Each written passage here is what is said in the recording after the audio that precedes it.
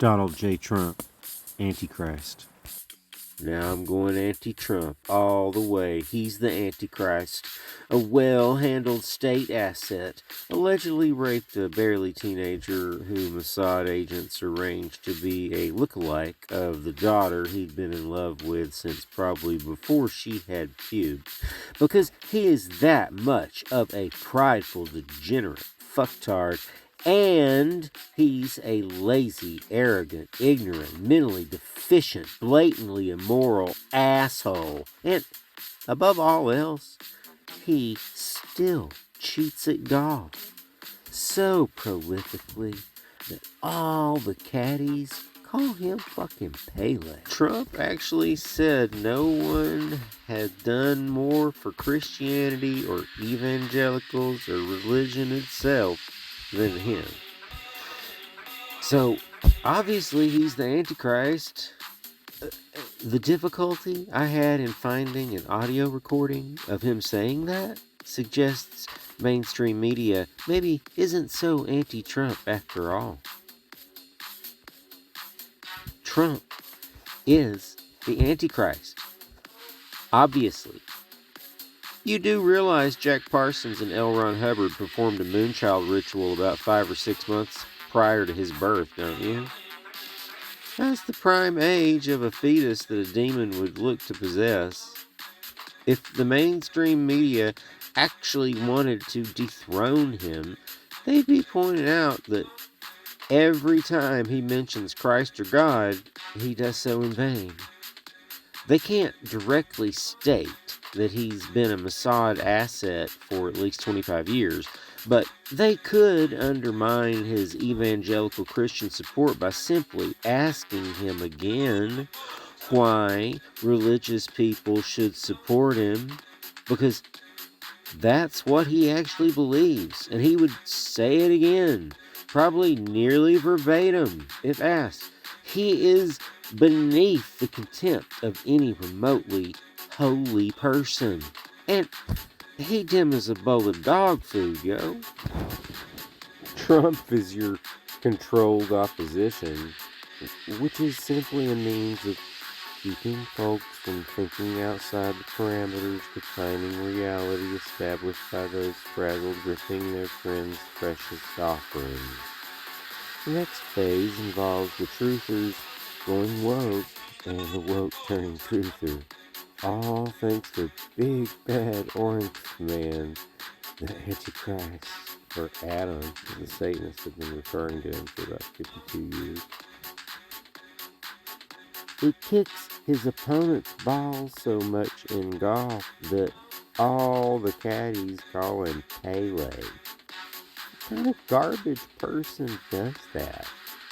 And kissing his daughter with an open mouth every single time? You are obviously believing what you want to believe if you think he's some kind of 007 superhero gonna save the children. Double agent.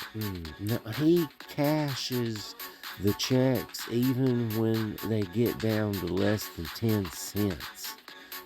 He still kept cashing the checks longer than anyone in New York City, proving himself irrationally greedier than even international weapons dealers. Trash. Antichrist. Obviously.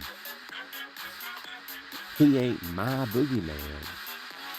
I recognize his service and appreciate him for playing his role. Do you have any idea how rare it is to find a human who would actually choose to physically die before allowing their false ego identity to perish? That's special. He's incredibly valuable. No matter what happens, he will never drop the con.